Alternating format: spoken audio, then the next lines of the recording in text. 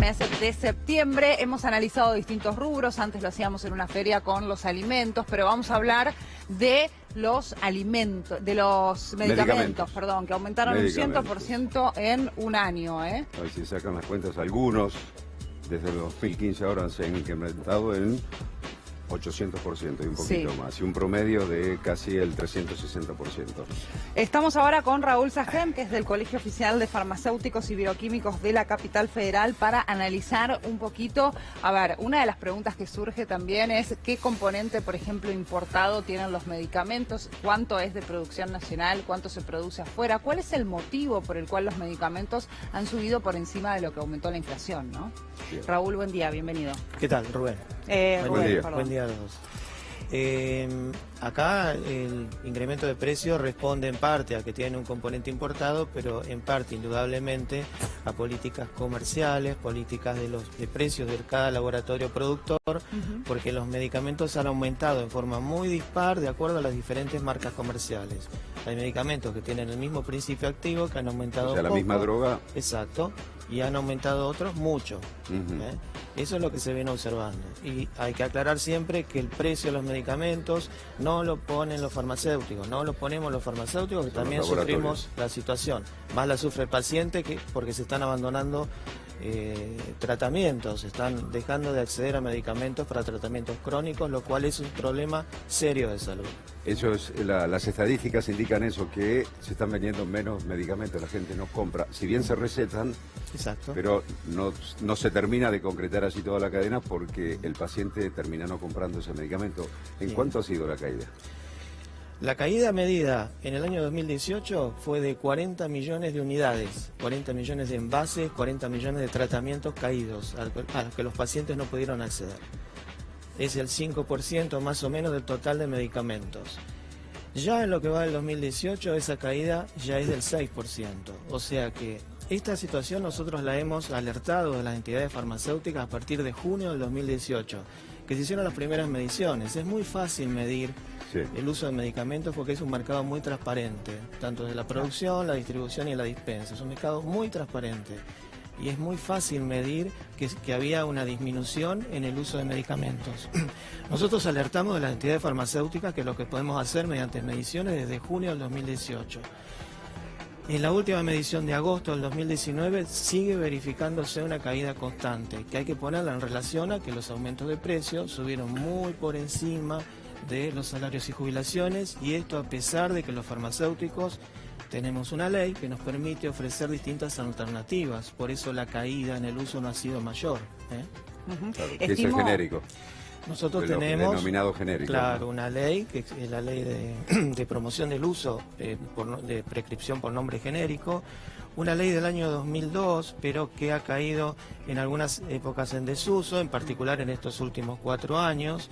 La última auditoría seria que se conoce es del año 2015, cuando existía el Ministerio de Salud Nación y era ministro el doctor Daniel Goyan, que se realizó en ese momento una auditoría y se verificó que solamente el 30% de las recetas cumplían con ser prescriptas por nombre genérico. Claro, pero va a haber información importante para el paciente. Uno como paciente tiene el derecho de decirle al profesional, por favor, quiero el nombre del genérico y no de un laboratorio. Eso está claro. El que elige cuando se prescribe por nombre genérico es el paciente. Deja de elegir el médico una marca y el farmacéutico pone a elección del paciente todas las alternativas posibles. Y ese es un mecanismo efectivo de regulación de precios, entre otros que hay. Ese es efectivo, pero si en los 2 últimos años vemos que los medicamentos aumentaron en el 2018 un 45%, solo un año, y en el año 2019 están cerca del 85-90%, quiere decir que hay una política de medicamentos que falló o que no hubo una política de medicamentos. El ministro de Salud dijo esta semana que se había reunido con laboratorios y farmacias para tratar de llegar a un acuerdo de precios, al menos con una suerte de canasta básica de medicamentos. Dijo que esto no había sido posible. ¿Efectivamente existió un diálogo, una suerte de negociación? Por lo que se dice, existió un diálogo y existió un encuentro. Ahora, como venimos diciendo, estas son políticas que tienen muchas alternativas y que tiene que ejercerlas el Estado, el Ministerio de Salud, a través de la rectoría de un Ministerio de Salud que defina políticas de medicamentos. No se puede hacer un acuerdo de apuro en una semana porque el día después de las PASO los medicamentos aumentaron entre un 10 y un 20%. Aumentaron en un mes lo mismo que aumentó en el 2015 en un año. De agosto a septiembre fue entre un 10 y un 11%, ¿no? Sí, entre un 10 y un 20%. Es muy difícil medir el promedio. Por eso en este último estudio que se dio a conocer ayer, lo que se toman son las 10 marcas comerciales más usadas. Porque si uno toma la totalidad de los medicamentos puede tener sesgo de acuerdo a qué tome. Al tomar los más usados se ve efectivamente el impacto del precio en la accesibilidad al medicamento. Y eso es lo que está dando cifras alarmantes, pero que se vienen dando desde hace un año. Claro. ¿Siguen recetando? Porque para los médicos es obligatorio hacer la receta con un genérico. Sí. ¿Lo siguen haciendo o ellos dan la caída y ya ponen directamente la marca comercial? Desde el año 2002, que existe la ley de promoción de la prescripción por nombre genérico, llamada ley de genéricos, el médico tiene que indicar el nombre genérico o denominación común internacional del medicamento. Es decir, el nombre que aprendió en la facultad y que los farmacéuticos aprendimos cuando estudiamos. Usted llega a su farmacia, Rubén. Sí. Llega un paciente, viene con una receta firmada por un médico que dice, pero pone el producto del nombre comercial, una marca determinada. ¿Usted se lo vende o dice, no señor, tiene que venir con el genérico? La ley es así. La ley dice que puede sugerir una marca, puede poner una marca, ¿sí? Pero tiene que poner el nombre genérico. Ahora, también en su momento la ley de genérico dice que había que hacer campañas educativas a la población para informarle que el Estado garantizaba la efectividad de todas las marcas comerciales, ¿sí? Entonces, el médico puede poner el nombre, respondiendo a la pregunta, el nombre comercial, pero tiene que poner el nombre genérico. Si pone solamente el nombre comercial, usted no le puede vender. La receta no sería válida. Que ahí es un problema porque con un 70% de incumplimiento tenemos el 70% de los pacientes que no podrían comprar el medicamento, ¿sí?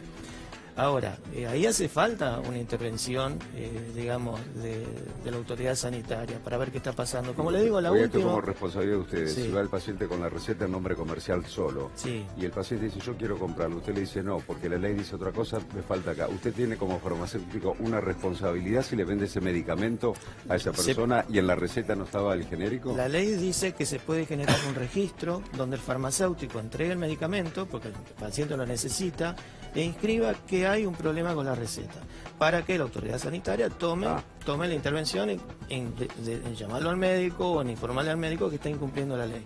No se puede abandonar tampoco al paciente. Pero esas auditorías, ya le digo, se hicieron en la época del doctor Goyán, en el año 2015, de ahí para acá nunca se hizo una auditoría. Hubo incluso intenciones de que modificar la ley de genéricos para que el médico no pueda incluir marcas, porque al incluir una marca está induciendo al paciente a comprar determinada marca. Bueno, eso no se pudo llevar adelante. Incluso la ley dice que cuando el médico aconseja una marca tiene que justificarlo. Yo en el tiempo que estoy atendiendo pacientes, nunca ningún médico justificó por qué prescribe. Claro, ahí viene la pregunta también como paciente. Digo, ¿hay alguna diferencia efectivamente entre un laboratorio y otro? ¿Puede tener un efecto distinto? ¿Puede tener un menor efecto, por ejemplo? ¿O en realidad el contenido es exactamente el mismo? ¿Cuál es la diferencia? Porque hay mucho mito también en torno a eso. Bueno, pero justamente para terminar con estos mitos se requiere una intervención de la autoridad sanitaria, que diga que los medicamentos son efectivos en base a su principio activo, ya que son regulados por una autoridad de control que verifica la calidad de los medicamentos, que eso sí se hace. No hay medicamentos que tengan distinta efectividad de acuerdo a la marca. Por lo menos no hay ningún estudio que yo conozca. Pero eso también es función del Estado, O sea que la única diferencia en realidad no es la calidad, sino que en todo caso es la imagen del laboratorio que hay detrás, la campaña o la estrategia de marketing, el conocimiento del laboratorio, es la confianza que a uno como paciente le da en función al conocimiento del laboratorio, nada más. En la mayoría de los casos es así. Hay muy pocos medicamentos en que hay que respetar determinado laboratorio y determinada marca para seguir los tratamientos. Son muy pocos y casi ni habría que mencionarlos en esta discusión. La mayoría sí. Como bien decís vos, el paciente es el que elige. pero el médico tiene que prescribir por el nombre genérico. Es un mecanismo de control muy efectivo de precios y que hay que usarlo. ¿Hay alguna justificación? Porque se informa también que algunos medicamentos desde el 2015 ahora se han incrementado en un 800% más o menos. ¿Hay un justificativo real para que se hayan incrementado de esa forma? ¿Qué tipo de medicamentos son los que se incrementaron en ese valor? Hay una cantidad de medicamentos que llegan al 800%. Los que se mencionan en el informe entre los 10 más vendidos hay 2.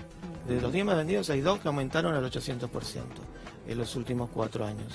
Después hay jarabes, tengo acá la lista, jarabes tenemos unas placas bueno, donde vamos a repasar cuáles fueron los medicamentos que más aumentaron, que creo que justamente a lo que estabas haciendo referencia también, ¿no? Aumento de los medicamentos más vendidos, y ahí ven ustedes cómo ha aumentado desde el 2014 hasta el 2019. Ese es el aumento, ese gráfico es muy evidente cómo aumentaron los medicamentos, vienen aumentando en mayor medida desde el año 2018-2019, los 2 últimos años. Claro. ¿Sí? En el primer año que asumió este gobierno, en el 2016, aumentaron un 42% en la tabla CB. Se decía que era porque venían retrasados, bueno, puede ser que haya, pongámosle. Pero ya en el 2018-2019 se evidencia que la curva va para arriba. Claro. Entonces, y esos son los medicamentos más usados, de venta bajo receta estamos hablando. Después, además de eso, tenemos anticonceptivos, que hay un problema serio con los anticonceptivos. ¿En cuánto aumentaron? En el último año un 100%, un 500% en los últimos 4 años. Tenemos una disminución en el uso de prácticamente un 500.000 de unidades. Claro. Ahí se ve el medicamento que más aumentó, que es el que está en la línea roja, que llegó al 800% en los últimos 4 años. Fíjense cómo se va despegando. ¿Qué medicamento? ¿La levotiroxina es? Es un medicamento para la tiroides, en ese caso, que está entre los 10 más usados, ¿eh? Claro. Levotiroxina, una marca de levotiroxina. No queremos a la marca porque no queremos entrar en la misma polémica de mencionar marcas, ¿no? Pero ahí se ve bien la diferencia. Ese es el aumento de los medicamentos promedio, que es la línea azul, con respecto a la verde, que es el índice general de precios al consumidor, y las 2 líneas de abajo son los salarios y las jubilaciones. Ahí se ve que prácticamente la comparación, ¿no? El aumento duplica, y la consecuencia de esto, entonces, no es en sí el aumento de medicamentos, sino que la pérdida de poder adquisitivo de los salarios, sueldos y jubilaciones, que hace que no se pueda acceder a los medicamentos, ¿no? Ahora, principalmente, entre aquellos 10 que fueron los que más han aumentado, ¿hay medicamentos para determinada patología, por ejemplo, para tiroides, para el aumento de presión, mayoritariamente? Antihipertensivos, ansiolíticos, clonazepam, medicamentos para el control de enfermedades cardiovasculares, analgésicos. Que son los más consumidos, además, ¿no? Sí, son los más usados. ¿Los medicamentos para el tratamiento del cáncer o de diferentes tipos de cáncer? Con esos hay otro problema serio también, porque esos medicamentos son medicamentos importados que sí aumentan en relación al dólar, tienen un precio que lo fijan casi en forma unilateral el laboratorio. Es muy difícil la negociación con esos laboratorios, sobre todo cuando están protegidos por una patente, que es otro problema serio que se viene ahora, que es la patente de los medicamentos y cómo va a influir en el costo de los nuevos medicamentos, que son carísimos, porque el laboratorio carga el costo de la investigación y desarrollo, cosa que en estos medicamentos que estamos hablando acá son medicamentos de 40 a 50 años, estos que se usan. La levotiroxina tiene 40 años en el mercado, no son innovaciones terapéuticas. Claro, pero con esto que mencionás vos, hay un problema serio adicional, que es que están protegidos ya por una patente que se pretende imponer ahora a través de acuerdos en estos días de tratado, ¿no? Y que debe haber una suerte de monopolio también, ¿no? Ahí va a ser una discusión mucho más difícil, pero bueno, si no vemos que hay problemas en cuanto a la política de medicamentos, un poco que no consigue solucionar estos problemas, ¿cómo va a enfrentar cuando haya que discutir un problema, digamos, de un laboratorio que tiene la propiedad de un medicamento? ¿Y por qué se eligen, por ejemplo, este medicamento que se incrementó en un 800% y no otro medicamento para incrementarlo en el mismo volumen? Justamente porque hay deficiencias de la prescripción. Se prescriben marcas, el médico no tiene acceso al precio del medicamento. El médico es el que tiene la lapicera para recetar y no tiene la lista de precios de los medicamentos. Se receta de acuerdo a lo que conoce, a lo que ha estudiado y también a la promoción que realizan los distintos laboratorios, ¿sí? Pero no conoce el precio a a la hora de prescribir. Por eso un factor importante en el control de precios que se había implementado también y que se dejó de hacer es un vademecum público de precios de medicamentos, con los medicamentos, digamos, ordenados por principio activo, para que sea fácil encontrarlos, para que el médico pueda saber qué precio tiene el medicamento que está recetando. Claro. Por ahí no sabe que está recetando un medicamento que aumentó el 800%. Claro. Yo digo, y puede ahora ser las también que haya autoridades, acuerdo entre los laboratorios, eso depende de la competentes política de los laboratorios. nos llaman al laboratorio y dicen, señor, usted está vendiendo un medicamento que tiene una patente desde hace 30 años y no se ha modificado absolutamente nada. Y usted en todo este tiempo le ha incrementado en un 800%, superando la inflación, la devaluación y todo eso. Bueno, nosotros venimos alertando el problema del año 2018, mediados de 2018, que está bajando el uso. No es que se le está cobrando de más a la gente solamente, está bajando el uso de medicamentos. Y evidentemente no hay una intención de intervenir, no digamos en el control, en la regulación del precio por algún mecanismo. ¿Cuáles son los medicamentos que más han aumentado en cuanto a su consumo en realidad? Por ejemplo, los ansiolíticos que usted nombraba antes, ¿han aumentado mucho en los últimos años? ¿Hay una tendencia creciente?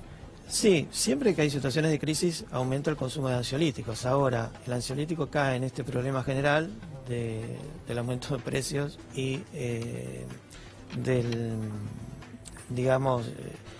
de que no se sabe si es que aumenta el uso por la necesidad en sí o baja porque no se puede acceder. Claro. ¿Sí? Ahora, también hay que decir que la prescripción de ansiolíticos requiere una receta médica archivada, que suple la receta, y no se prescribe en cualquier situación. Pero siempre se sabe que en épocas de crisis hay un aumento en el uso de ansiolíticos, ¿sí? Siempre fue así. ¿Los cardíacos también? Los medicamentos para enfermedades cardiovasculares, ahí tenemos un problema porque justamente como al dejar de seguir el tratamiento no se tiene una sintomatología evidente, a veces se deja de usarlos y después causan un problema más serio. Esa es una de las alertas que se están dejando de usar medicamentos que son para tratamientos cardiovasculares. Por ejemplo, entre los medicamentos que aumentaron mucho en el último año está el carvedilol, que es un antihipertensivo, que aumentó mucho más del 100%, y bueno, la gente a veces no le alcanza el dinero y no lo deja de comprar. Tenemos una situación que es el 11% de los adultos mayores en situación de inseguridad alimentaria, que no puede comer, el 40% está con déficit de ingresos. Tenemos el 42% de las mujeres que se atiende exclusivamente en el sistema público. Cuando hay un problema de que no puede comprar el anticonceptivo en la farmacia porque tiene 1 o 2 días para comprarlo, claro, es una demora acceder al sistema público, entrar en un programa, entonces lo está dejando de usar. Y eso fue evidente, y se midió, y es muy fácil medirlo, más o menos 500.000 menos de unidades de anticonceptivos, que hoy esos anticonceptivos más usados están entre 800 y 900 pesos. Claro. Hay que ponerlo en relación con el precio. Rubén Sajer, muchísimas gracias. Gracias. Hasta cualquier momento. Gracias. ¿Hacemos una pausa? Enseguida volvemos con más noticias.